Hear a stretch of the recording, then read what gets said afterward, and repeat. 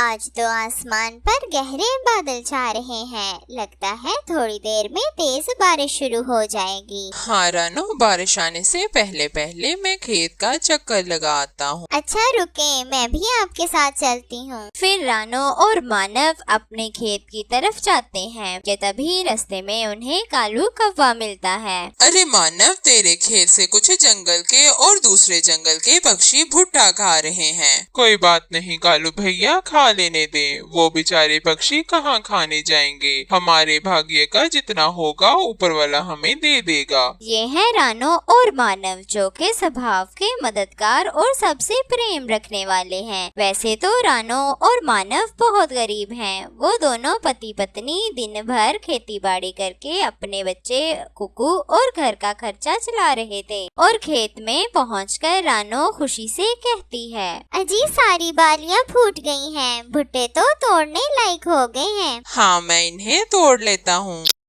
फिर रानो और मानव अपने खेत के सारे भुट्टे तोड़ लेते हैं और जंगल के सारे पक्षियों में बांटने लगते हैं। अरे ओ मीनू काकी, दरवाजा खोलो। आ रही हूँ आ रही हूँ। ये लो, अपने खेत की पहली फसल के भुट्टे लेकर आई हूँ मैं तुम्हारे लिए। मगर रानो, तूने और मानव ने इतनी मेहनत करके भुट्टे उगाए हैं, तो तुम दोनों ये पक्षियों में क्यों बांट रहे हो? इन्हें बेचकर अपने परिवार पर खर्च करो। अरे मीनू काकी, आप भी तो हमारा परिवार हो। काकी, हम चाहते हैं कि हमारे खेत के पहले भुट्टे मेरे जंगल के पक्षी खाएं। रानो और मानव के मन में जंगल के पक्षियों के लिए इतना अपनापन और प्रेम देखकर मीनू काकी की आंखें नम हो जाती हैं और ऊपर वाले का शुक्र अदा करते हुए कहती है, आज 2 दिन से मैं भूखी थी। चलो अब ये भुट्टे खाकर ही पेट भर लूंगी। काकी, अगर भोजन नहीं था तो मुझे बता देती।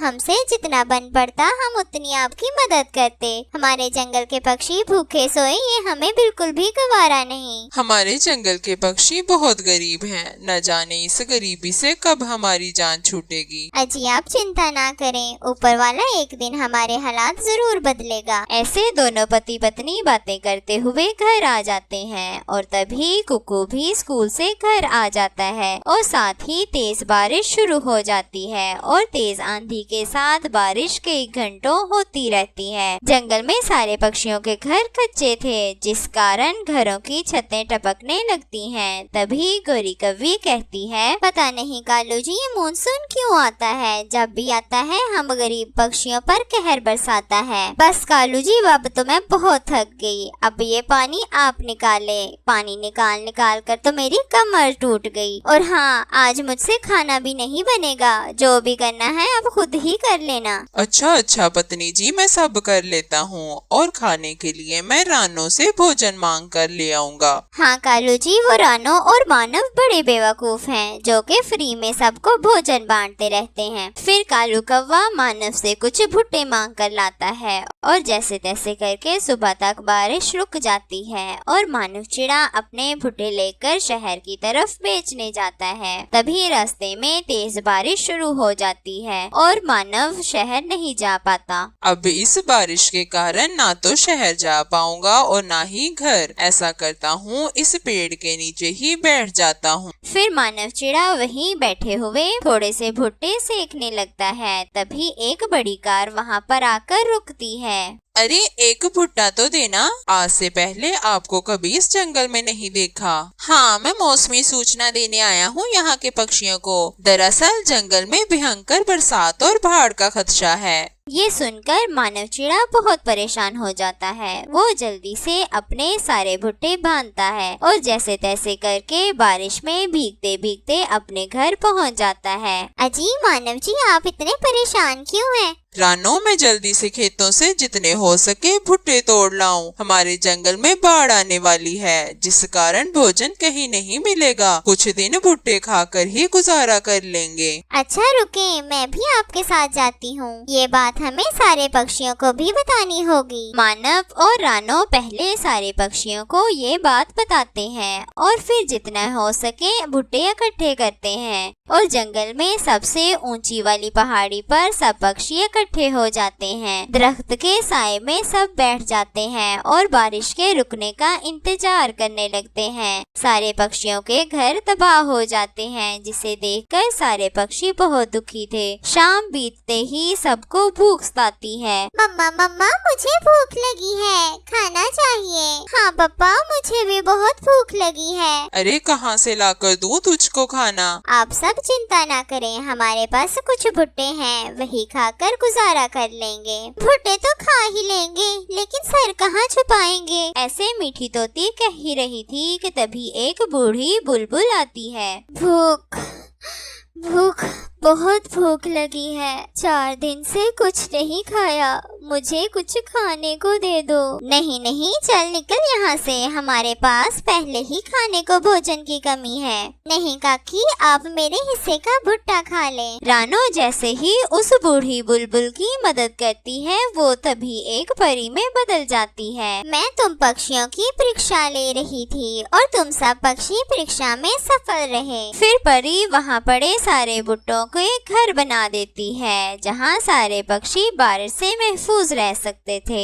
ये सारे जादुई भुट्टे के घर हैं, इनसे जो भी मांगोगे वो देंगे। ऐसे बारिश रुकने तक सारे पक्षी अपने जादुई भुट्टों के घर में रहते और उन्हें किसी भी चीज की जरूरत पड़ती तो वो जादुई भुट्टे के घर से कहते, उसी वक्त उनके सामने चीज आ जाती। दोस्तों कहानी को लाइक करें, दोस्तों के साथ शेयर करें और कमेंट करके हमें बताएं आपको ये स्टोरी कैसी लगी और चैनल को सब्सक्राइब करना ना भूलिएगा। धन्यवाद। चिड़िया बहन गर्मियाँ आने वाली हैं, क्यों ना हम आम के पेड़ लगाएं ताकि गर्मियों में आम बेचकर दाना इकट्ठा कर सकें। हाँ कबूतर भैया विचार तो बहुत अच्छा है, लेकिन हमारे पास आम के पेड़ उगाने के लिए बीज नहीं है। चलो चिड़िया बहन मेरे साथ आओ, हम किसान की पत्नी से आम मांग कर लाएंगे। फिर चिड़िया कबूतर के साथ किसान के घर चली जाती है। माँ जी हमें बोने के लिए कुछ आम की गुठलियाँ दे दें ताकि हम इस गर्मियाँ आम की खेती करके 2 वक्त का दाना खरीद सकें। फिर किसान की पत्नी अंदर से कुछ जादुई आम की गुठलियाँ ले आती है। ये जादुई आम है, इसकी गुठलियाँ बोने से आम के पेड़ जल्द ही बड़े हो जाएंगे। जब आम पक कर तैयार हो जाए तो कुछ ताज़ा पके आम मुझे भी देकर जाना। क्यों नहीं माँ जी, जब आम पक जाएंगे मैं आपको जरूर देने आऊंगी। फिर वो दोनों वहाँ से चले जाते हैं। कबूतर भैया पहले हम मिट्टी खोदते हैं। फिर रानो चिड़िया और कबूतर मिट्टी के अंदर आम की गुठलियाँ दबा देते हैं। चिड़िया बहन अब हमें इन्हें समय समय से पानी देना होगा। हाँ कबूतर भैया सुबह के समय मैं नदी से पानी लाकर दे दिया करूँगी और शाम को आप पानी दे दिया करना। और ऐसे ही कबूतर और चिड़िया दिन रात इनकी देखभाल करते हैं। और कुछ समय बीत जाने के बाद उन गुठलियों से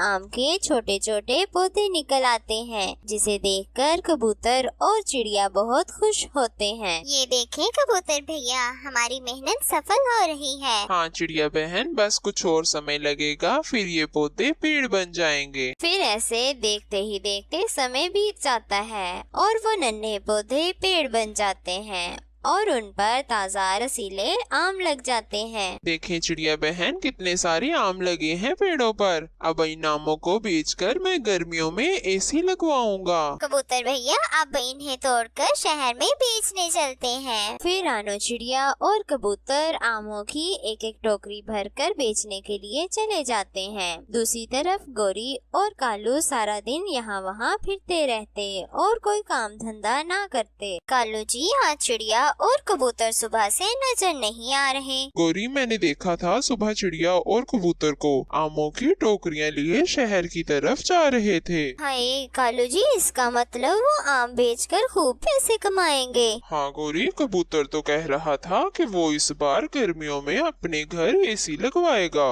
और चिड़िया ने फ्रिज खरीदनी है। कालू जी हम भी खूब पैसे कमाएंगे। मुझे भी गर्मियों में एसी और फ्रिज खरीदनी है। कालू जी ये मुझसे बर्दाश्त नहीं होगा।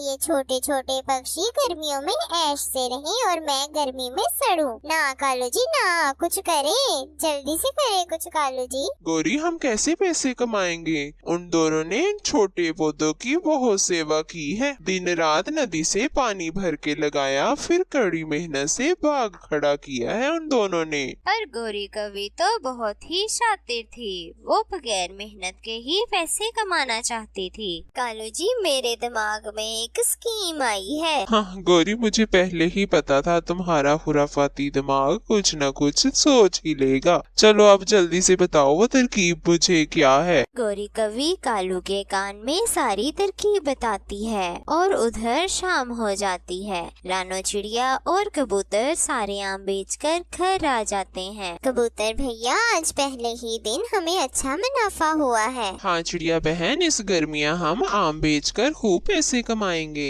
वही दरख्त के पास खड़ी गौरी उनकी सारी बातें सुन रही होती है और मन ही मन सोच रही होती है कि हाँ चिड़िया कबूतर, अब तुम दोनों की मेहनत का फल अब मैं भी खाऊंगी। और फिर रात को कालू और गौरी खाली बड़े बड़े बोरे लेकर चिड़िया और कबूतर के बाग में जाते हैं। कालू जी, अब जल्दी जल्दी आम तोड़कर नीचे गिराओ, मैं सारे आम बोरे में भर लेती हूँ। इस तरह गौरी और कालू बाग से आम चोरी कर लेते हैं। लो गौरी, मैंने जूसर मशीन भी निकाल दी सामान से। और अब क्या करना है? बस अब बाहर जाकर ग्राहकों को जूस पिलाना है और पैसे कमाने हैं। फिर वो दोनों कौवे शहर जाकर जूस बेचने लगते हैं। जूस पी लो, ठंडा ठंडा आम का जूस पी लो। गौरी, मुझे एक गिलास जूस देना बर्फ डालकर। वैसे क्या रेट है तुम्हारे जूस का? एक गिलास 50 रुपए का है। फिर कालू कौवा एक गिलास आम का जूस निकाल कर चील को दे देता है और कौवों की बिक्री पहले ही दिन खूब होती है। गौरी, आपने जूस का काम कब से शुरू कर दिया? आज ही शुरू किया है ये काम? गौरी, ये फल कहाँ से लाती हो तुम? ये फल तो मैं गौरी के भाई से लाता हूँ। उसका दूसरे जंगल में आम का बहुत बड़ा बगीचा है। और ऐसे ही दिन बीतने लगते हैं। कबूतर भैया, मुझे लगता है हमारे आम कोई चोरी कर रहा है। कल रात इन पेड़ों पर ढेर सारे आम थे और अब तो बहुत थोड़े आम नजर आ रहे हैं। हाँ चिड़िया बहन, मैंने भी रात को देखे थे आम, बहुत थोड़े बचे हैं अब तो। कबूतर भैया, हमें उस चोर को पकड़ना होगा। फिर चिड़िया और कबूतर लाठी लेकर पेड़ों के पीछे छुप जाते हैं और जैसे ही आधी रात होती है कालू और गौरी आम चोरी करने आते हैं। चोर चोर आ गए, चिड़िया बहन मारो इन्हें। फिर चिड़िया और कबूतर कौवों को खूब मार लगाते हैं और इन्हें एक पेड़ से बांध देते हैं। रानो, कबूतर, हमें माफ कर दो, दोबारा कभी चोरी नहीं करेंगे, प्लीज माफ कर दो। तुम दोनों कभी ईमानदारी से काम नहीं करते।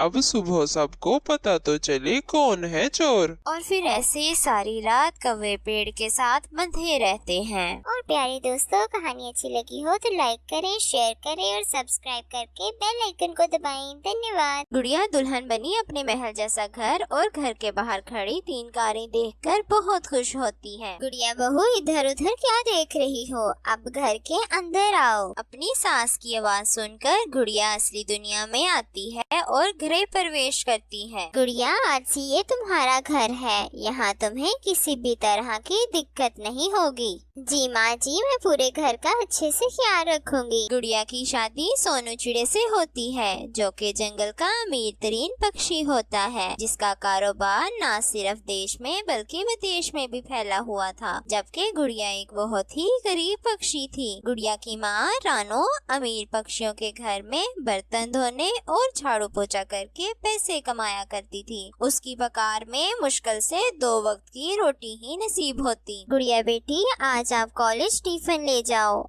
आज मेरे पास आपको देने के लिए पैसे कम हैं। आज बिजली का बिल देना है मुझे। माँ, तू भी पूरी गवार है, इतने बड़े कॉलेज में कौन टिफिन लेकर जाता है? रहने दे, आज तेरी बेटी खाली पेट ही कक्षा ले लेगी। फिर गुड़िया ऐसे अपनी माँ को इमोशनली ब्लैकमेल करती है। फिर रानो उसकी ब्लैकमेलिंग में आ जाती है और उसे बिल के पैसों में से कुछ पैसे दे देती है। हाँ, सिर्फ 200 रुपए ही। उफ, इस गरीबी से कब जान छूटेगी। गुड़िया बेटा, मैं आपको इतने बड़े कॉलेज में इसलिए ही पढ़ा रही हूँ कि आप पढ़ लिख कर कुछ बने और इस गरीबी से हमारी जान छूटे। गुड़िया गुस्से में कॉलेज चली जाती है और दूसरी तरफ रानो को बिजली के बिल की चिंता लग जाती है। ऐसा करती हूँ, गौरी मालकिन से एडवांस पगार ले लेती हूँ। फिर रानो गौरी के घर जाती है। मालकिन जी, मुझे इस महीने की एडवांस पगार मिल सकती है? मैंने अपने घर का बिजली का बिल देना है। रानो, तू अब झूठ भी बोलने लगी है। कल तो तू कह रही थी कि बिजली के बिल के पैसों का इंतजाम हो गया है, तो फिर अब ये ड्रामा क्यों लगा रही है? हाँ मालकिन जी, कल बिल के पैसे हो गए थे, लेकिन आज उनमें से कुछ पैसे की गुड़िया को कॉलेज में जरूरत थी। देख रानो, बिन बाप की बच्ची पालना बहुत ही मुश्किल है, परंतु तूने तो गुड़िया की हर जायज और नाजायज इच्छाएं मानकर बिगाड़ लिया है। देखना, एक दिन ये तुझे बहुत सताएगी। नहीं नहीं मालकिन जी, अभी वो बच्ची है, नादान है, थोड़ी समझ आएगी तो सुधर जाएगी। मेरी नजर कभी धोखा नहीं खाती। खैर, तू जाने दे। और हाँ, मैं तेरी बेटी की जरूरतें पूरी करने के लिए हर बार एडवांस पगार नहीं दे सकती। पिछले महीने भी तूने एडवांस पगार ली थी अपनी बेटी की जरूरतें पूरी करने के लिए। हर बार नहीं मैं दे सकती तुझे। फिर अगले दिन बिल ना जमा कराने की वजह से बिजली का मीटर कट जाता है और सारी रात गुड़िया सो नहीं पाती। गुड़िया बेटी, अब सो क्यों नहीं रही? माँ, तेरा इतना काम करने का क्या फायदा जो तू बिजली का बिल भी ना दे सके? माँ, मैं तो एसी लगवाने का सोच रही थी कि तूने तो पंखा भी बंद करवा दिया। मैं अपनी बेटी को हाथ के पंखे से हवा देती हूँ। बेटी, गरीब को 2 वक्त की रोटी ही नसीब हो जाए तो वही बड़ी बात है। और फिर रानो अगली पगार मिलने तक बगैर बिजली के ही गुजारा करती है। रानो तो दिन रात मेहनत करके गुड़िया को पढ़ने के लिए बड़े कॉलेज भेजती थी, लेकिन गुड़िया तो सोनू जी, कितने दिन हो गए हैं? आप अपने घर वालों से शादी की बात कब करोगे? गुड़िया, मैंने आपकी तस्वीर माँ को दिखाई है। माँ को आप बहुत अच्छी लगी हैं। हम इस रविवार आपके घर रिश्ता लेकर आएंगे। तुम अच्छे से तैयार हो जाना। ये सुनकर गुड़िया बहुत खुश हो जाती है। ठीक है सोनू जी, आ जाइएगा आप रिश्ता लेकर। गुड़िया, क्या आपने अपनी माँ से बात कर ली है? नहीं सोनू जी, आज जाकर माँ से शादी की बात करूँगी। सोनू जी, अगर आपकी माँ ने रिश्ते से मना कर दिया तो आप क्या करेंगे? वो मैं कुछ नहीं जानता। शादी तो मैं आपसे ही करूँगा। फिर गुड़िया घर जाकर रानो से शादी की बात करती है। रानो तो गुड़िया की बात सुनकर बहुत दुखी होती है और कहती है, गुड़िया, आपने अपने लिए लड़का भी पसंद कर लिया है और अपनी पढ़ाई का सोचा भी नहीं। माँ, इतना पढ़ लिख कर क्या करना है जब लड़कियों ने घर गृहस्थी ही संभालनी होती है। माँ, सोनू चिड़ा बहुत ही अमीर और अच्छा है, वो मुझे कभी नौकरी नहीं करने देगा। रानी बना के रखेगा वो मुझे। देखना माँ, तेरी बेटी राज करेगी। गौरी मालकिन सही ही कहती है, बिन बाप के बेटियां पंख से निकल जाती हैं। कि मैं तो आपका भविष्य सुधारना चाहती थी कि समय पड़ने पर आपको मेरी तरह पक्षियों के घरों में मजदूरी न करनी पड़े। पर गुड़िया रानो की एक ना सुनती। फिर रविवार आ जाता है। अरे ये क्या माँ, इतनी सस्ती मिठाई मंगवाई है? कुछ इम्पोर्टेड चॉकलेट और इम्पोर्टेड स्वीट्स मंगवानी थी। गुड़िया बेटी, हम किसी तरह का दिखावा नहीं करेंगे, ना उन्हें किसी धोखे में रखेंगे। इतनी सस्ती चीजें देख के सोनू जी की माँ कहीं रिश्ते से ना ही ना कर दे। फिर सोनू और उसकी माँ आ जाती है। सोनू की माँ रानो का घर देखकर बड़ा ही मुंह बनाती है और अपने बेटे के कान में कहती है, सोनू, तेरा दिल इस चिड़िया पे आया है। मैं अपनी सोसाइटी में क्या मुंह दिखाऊंगी? अपने करोड़पति बेटे की शादी इस गरीब चिड़िया से करूं? माँ, पैसा नहीं है तो क्या हुआ? गुड़िया तो संस्कारी है ना। गुड़िया तो सोनू के सामने बहुत ही अच्छी संस्कारी होने का ड्रामा करती रही। सोनू को क्या पता कि गुड़िया उससे नहीं उसके पैसों से प्यार करती है। फिर रानो किचन में कुछ खाने की चीजें लेने जाती है। तभी सोनू की माँ कहती है, देख गुड़िया, मुझे ये रिश्ता मंजूर है, परंतु मेरी एक शर्त है। अगर तुम मेरे बेटे से शादी करना चाहती हो तो अपनी माँ और इस गरीब खाने से नाता तोड़ना होगा। गुड़िया तो अमीर पक्षी बनने के लिए किसी भी हद तक जा सकती थी। वो तो सोनू की माँ की फौरन से बात मान जाती है और उधर रानो उसकी सारी बातें सुन लेती है। लेकिन रानो सोनू और उसकी माँ के सामने कुछ नहीं कहती। जब मेहमान चले जाते हैं तो रानो कहती है, मैंने ना दिन देखा ना रात, अपना सुकून बर्बाद किया, अपना पेट काट कर तुझे पढ़ाया, सिर्फ इस दिन के लिए कि तू पैसे के लिए अपनी माँ को छोड़ दे। हाँ तो क्या गलत कहा है मैंने?